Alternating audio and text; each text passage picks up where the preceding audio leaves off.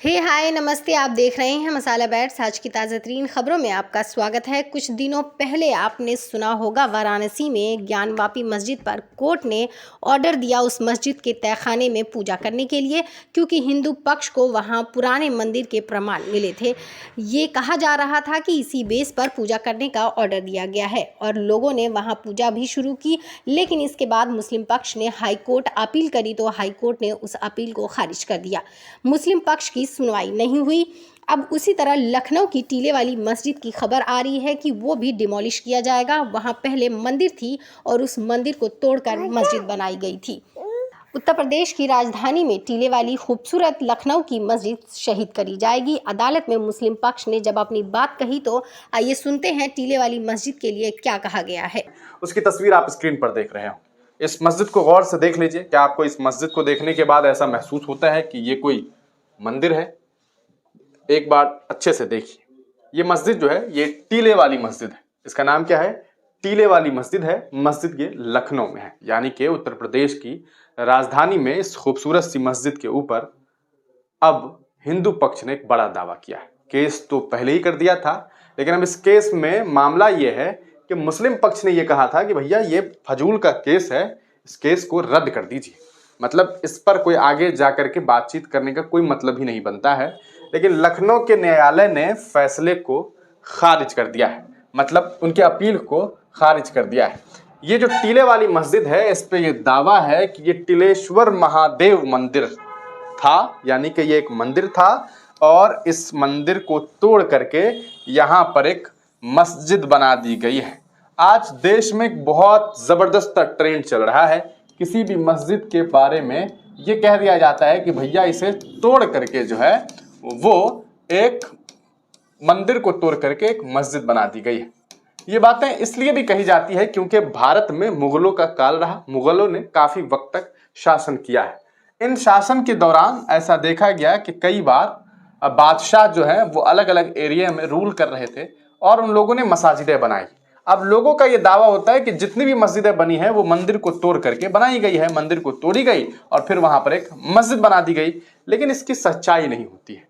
और अगर इसमें सच्चाई भी है तो क्या ऐसा होना चाहिए कि अब उस मंदिर को तोड़ करके, उस मस्जिद को तोड़ करके दोबारा मंदिर बनाई जाए? इस पूरे प्रकरण पर हमारे ही सुप्रीम कोर्ट ने और हमारे ही न्यायालय ने, यानी कि न्याय सिस्टम ने, और कहा सकता है कि हमारे ही सरकारों ने मिलजुल करके एक एक्ट पास किया था जिसे कहते हैं वर्शिप एक्ट। क्या कहते हैं? वर्शिप एक्ट, जो कि सन 1991 में बनाया गया। इसमें बाबरी को इंक्लूड नहीं किया गया था, बाबरी मस्जिद को, लेकिन बाकियों को करना था। इस कानून के तहत 15 अगस्त 1947 से पहले 15 अगस्त 1947 से पहले अगर कोई जगह मस्जिद थी, मंदिर थी, गुरुद्वारा था, चर्च था, तो आज़ादी के बाद वो हमेशा वही रहेगा। यानी कि 15 अगस्त 1947 को जो स्ट्रक्चर जिस स्थिति में था, आज़ादी के बाद वो वही रहेगा, उसमें कभी तब्दीली नहीं लाई जा सकेगी। लेकिन इसके बावजूद इस तरह के फैसले आ रहे हैं और अक्सर मसाजिदों को लेकर के अलग अलग क्लेम कर दिए जाते हैं और उस क्लेम पर अब अदालतों के पास भी काफी फुर्सत है और वो सुनवाई करती है।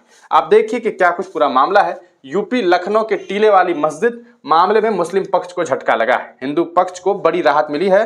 कोर्ट ने रिवीजन याचिका खारिज कर दी है अब देखिए मामला क्या है। मुस्लिम स्पेस ने इसे साझा करते हुए लिखा है कि all India Muslim personal law board को मुस्लिम महिलाओं पर सम्मेलन करने से फुर्सत मिल जाए तो जरा इस तरफ ध्यान दें। लखनऊ उत्तर प्रदेश के टीले वाली मस्जिद मामले में मुस्लिम पक्ष को करारा झटका लगा है। कोर्ट ने याचिका खारिज कर दी है। टीले वाली मस्जिद मामले में मुस्लिम पक्ष को रिवीजन याचिका खारिज कर दी गई है। कोर्ट का कहना है कि हिंदू पक्ष का मुकदमा चलने योग्य है। हिंदू पक्ष ने याचिका की है कि टीले वाली मस्जिद मंदिर तोड़कर बनी है। कोर्ट ने हिंदू पक्ष की याचिका को सुनवाई के लिए स्वीकार किया था, लेकिन मुस्लिम पक्ष ने उस आदेश के खिलाफ रिवीजन डाली थी जिसे कोर्ट ने खारिज कर दिया है। यानी आज के फैसले के बाद यह मुकदमा चलने योग्य हो गया है।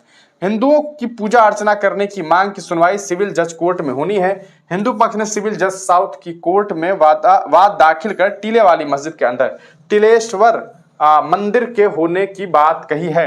हिंदू पक्ष ने वाद में कहा था कि मस्जिद के अंदर बने टिलेश्वर महादेव मंदिर में तोड़फोड़ कर नुकसान पहुंचाया गया। हिंदू पक्ष ने टीले वाली मस्जिद के अंदर बने टिलेश्वर महादेव मंदिर पर मालिकाना हक और पूजा अर्चना की मांग की थी। मुस्लिम पक्ष ने हिंदू पक्ष की इस मांग को काल बाधित बताया था, लेकिन सिविल जज साउथ की कोर्ट ने फैसला दिया कि हिंदू पक्ष की याचिका जो है वो सुनने लायक है और ये चलने लायक है। यानी कि तिलेश्वर मस्जिद पर अब जो है पहली बात तो ये कि इस पर अब मामला शुरू हो गए हैं कि भैया ये मस्जिद जो है वो एक मंदिर है, ठीक है। पहली बात इसको लेकर के सुनवाई चलेगी। दूसरी ये कि यहाँ पर पूजा करने की अनुमति दी जाए। तो मिला जुला के बात इतनी है कि जो कहानी बाबरी की है, जो कहानी शाही ईदगाह की है, जो कहानी ज्ञानवापी की है, वही कहानी टीले वाली की है और आने वाले वक्त में न जाने कितनी।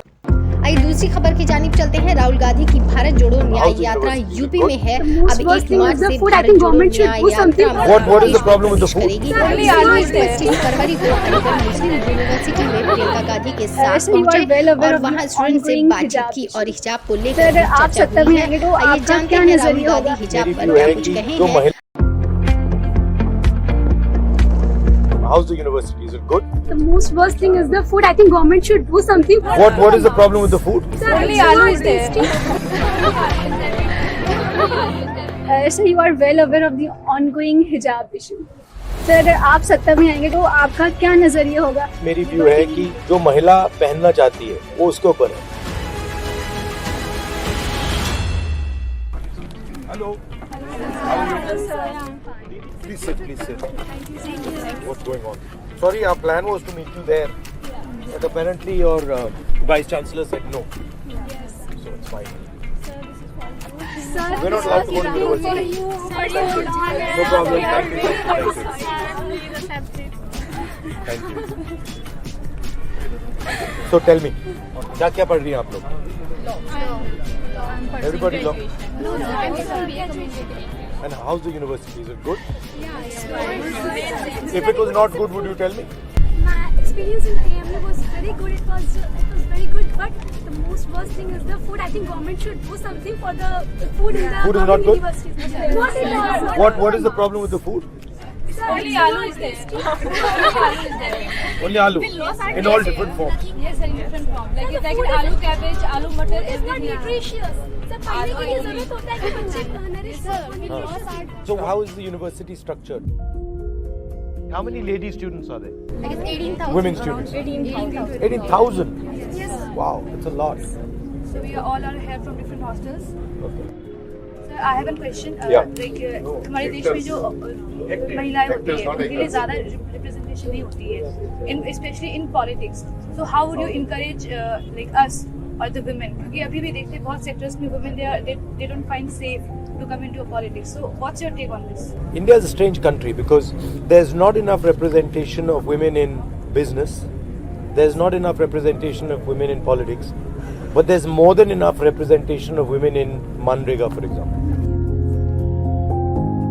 If you see the laborers, there women have full representation. So point I'm trying to make is that given the jobs, the sort of lower end jobs, but when it comes to the higher end jobs, when it comes to big positions in corporate India or big positions in bureaucracy, when it comes to these positions, they're not given that much space. In the political system, if you want to give women space, we had done a huge thing by making a lot of local body politicians women, pradhans and wards and stuff. But somehow one finds that even though they become pradhans, then they don't move up the chain and become MLAs and, So I think emphasizing political parties and also in general telling public that women should participate is important. So you are well aware of the ongoing hijab issue. Sir अगर आप सत्ता में आएंगे, अगर आप prime minister बनेंगे तो आपका क्या नजरिया होगा कि एक औरत अबाया और हिजाब पहनकर फ्री नहीं फील करती है? क्या अबाया और हिजाब उतार देखिए मेरी व्यू है कि जो महिला पहनना चाहती है वो उसके ऊपर है। अगर वो अबाया पहनना चाहती है, कुछ और पहनना चाहती है, वो उसका बिजनेस है, उसका काम है, उसको अलाउ करना चाहिए। मेरी तो ये राय है। What you wear is your responsibility and your decision. I don't think anybody else should be deciding it. So I have a question related to the NRC in Assam. Like how a lot of people who are already native to Assam, they still have not their names registered in the NRC and they lack their Aadhaar cards. And which is an important part of like getting an admission into many educational institutions. Like Aadhaar is mandatory. So it's like as a third person, even my I have this one friend. She actually couldn't, like, she lost a lot of opportunities because of the manipulation of the Aadhaar card, and she didn't have it because even though she was native, even though her parents had their names registered, she wasn't registered in NRC. I think what the BJP is doing with all this NRC and all is the same thing, which is weaponizing laws and to purposely incite people and to purposely discriminate against people. I'm against that. Thank you sir. उनके लिए मैंने कुछ लिखा था, एक line की शहरे चमन को अपने बहारों पे नाज था, वो आए और सारे चमन पे छा गए, और उन्होंने मुझे अपना ऑटोग्राफ भी दिया। Bharat Jodo Yatra, that is a very wonderful initiative being taken by any political leader. Of course, what can be more beneficial or what can be more thoughtful than bringing the whole India together? तो Bharat Jodo Yatra is of course the best way to do that. आपकी क्या कुछ राय है please comment box में जरूर बताइएगा। Video अच्छा लगे तो लाइक एंड शेयर सब्सक्राइब जरूर करिएगा। इसी के साथ बने रहिए मसाला बाइट्स पे अन्य खबरों के साथ। तब तक के लिए नमस्कार।